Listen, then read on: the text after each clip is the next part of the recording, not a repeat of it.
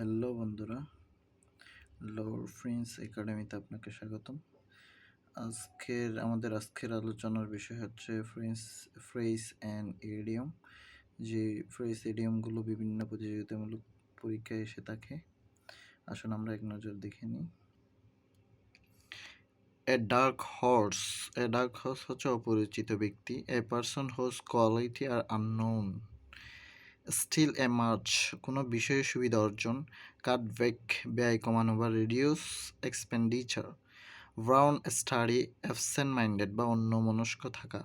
কাম into question সন্দেহ করা। To become a matter of doubt. At bottom in reality. At a low wave অর্থ হচ্ছে ডিক্রেসিং বা কমানো। লো ওয়েভ আমরা এমনি জানি ভাটা, যেটা জোয়ার ভাটা, ওই ভাটা যেটা দিয়ে কমানো বোঝায়। To get into hot water অর্থ হচ্ছে সমস্যায় পড়া। To get into trouble. To be in abeyance স্থগিত করা। In suspension. To sit in the on the fence অর্থ হচ্ছে বিবাদে নিরপেক্ষ থাকা। To remain neutral. To feather one's nest অর্থাৎ টু বি সেলফিশ বা নিজের স্বার্থ সিদ্ধ করা। এট ফার্স্ট ব্লাশ অর্থাৎ প্রথম দর্শন। At first sight. All agog অর্থ হচ্ছে very interest. Abode of God অর্থ স্বর্গ বা heaven. To take a leap in the dark কোনো কিছু না বুঝে অবিবেচকের মতো কাজ করা। To do a hazardous thing without any idea of result.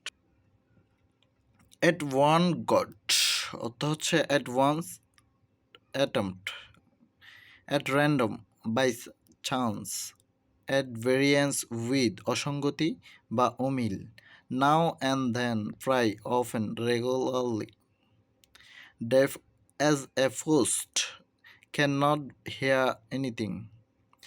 By the rule of thumb অর্থ হচ্ছে এমন কিছু যা অভিজ্ঞতা দ্বারা প্রতিষ্ঠিত। By practical experience with a rather rough.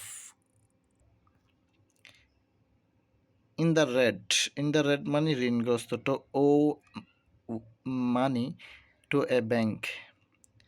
At a snail's pace অর্থ হচ্ছে the work slowly. Rank and file অর্থ হচ্ছে সাধারণ সৈন্য বা কর্মচারী। Ordinary worker. To spill the bean রহস্য উদ্ঘাটন করা। টু রিভিল এ সিক্রেট আমরা জানি রিভিল মানে প্রকাশ করা, সিক্রেট গোপন কিছু প্রকাশ করে দেয়া।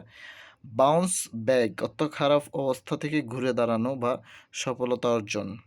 Breadth one last to pass away বা ডাই মারা যাওয়া। Breathe one last. Hot cake কোনো চাহিদা তুঙ্গে ওঠা। Jump to A conclusion